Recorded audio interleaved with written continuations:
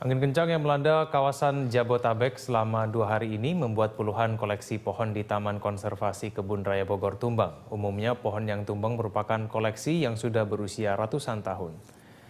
Pohon kenari berdiameter hampir 2 meter ini misalnya koleksi yang berusia hampir 100 tahun ini tumbang pada bagian pangkal pohon. Pihak pengelola kebun raya langsung melakukan evakuasi terhadap reruntuhan pohon. Evakuasi sempat terhambat karena para pekerja diserang koloni tawon. Akibat bencana ini pihak pengelola menutup sementara aktivitas wisata di taman konservasi tersebut.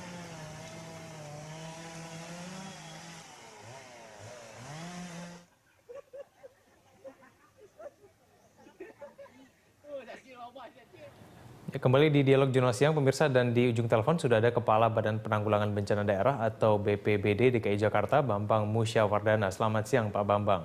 Selamat siang. Ya, Pak Bambang, mungkin kita mencermati mengenai badai guntur ini, apakah ada persiapan yang dilakukan dari BPBD ini untuk mengantisipasi efek-efek negatif yang bisa muncul, Pak Bambang? Jadi gini, BPBD itu kan bencana di Jakarta kan ada 8 jenis ya, termasuk antara lain ya hujan, guntur, topan ya itu. Jadi kita prinsip 29 SKPD yang sudah dalam pergub maupun ingub itu sudah siap baik-baik. Gitu. Sudah mempersiapkan diri lah kalau mau terjadi kita cepat menindaklanjuti.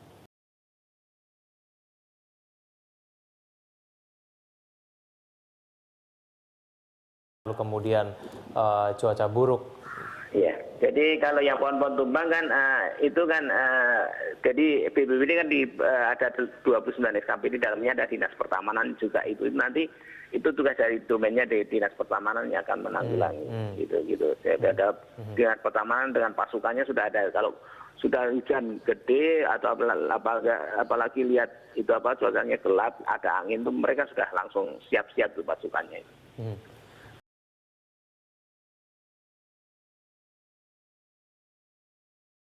Akan seperti apa hingga beberapa bulan ke depan misalnya? Kami sudah koordinasi dengan dari BMKG, kami sudah dapat arahan dari pencerahan dari BMKG, jadi kita mensikapi itu, jadi mudah mempersiapkan, termasuk kemarin hari Jumat, Lurah Camat itu juga diarahkan oleh asisten pemerintahan untuk mempersiapkan diri tentang adanya ancaman-ancaman hujan dan angin dan sebagainya itu.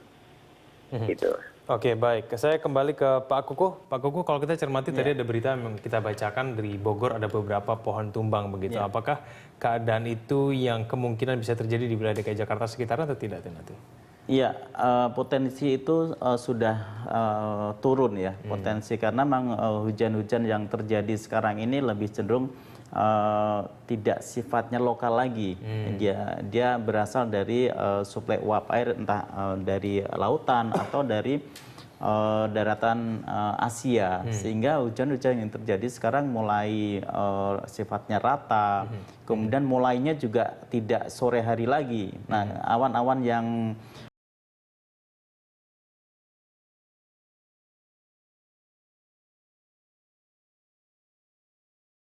menjelang sore menjelang malam, itu ya ciri khususnya. Sekarang hujan-hujan yang terjadi mulainya bisa kapan saja, baik dari hujan gerimisnya maupun hujan lebatnya itu sekarang mulai tidak beraturan dan polanya tidak beraturan karena distribusi awannya bisa dari mana saja. Adakah hal yang bisa dilakukan warga untuk mengantisipasi?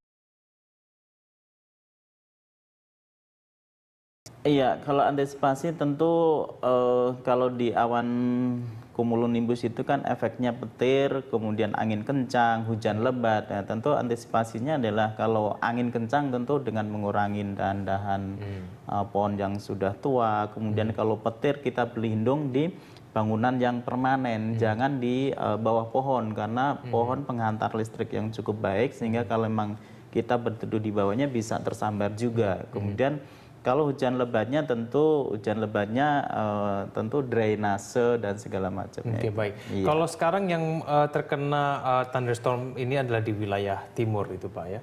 Nah, itu ciri-cirinya itu anginnya itu memang lebih cepat atau lebih kencang dibandingkan dengan angin biasa atau seperti apa sih, Pak, hingga bisa?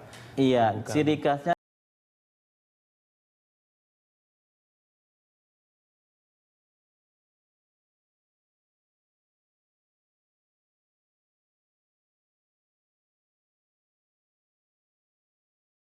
seperti bunga kol dan hitam pekat. Kemudian ada petir. Itulah yang awan-awan yang perlu diwaspadai tumbuh atau berakibat terhadap bencana. Itu paling tidak kita melihat ciri-ciri khasnya dari awan itu sehingga kita bisa menghindar ke tempat yang lebih aman. Oke, baik. Nanti saya akan tanyakan lagi kepada Pak Bambang untuk antisipasi selanjutnya yang bisa kita lakukan terhadap thunderstorm cell ini. Kita akan bahas itu di segmen berikutnya. Pemirsa tetaplah bersama kami di Jurnal Siang.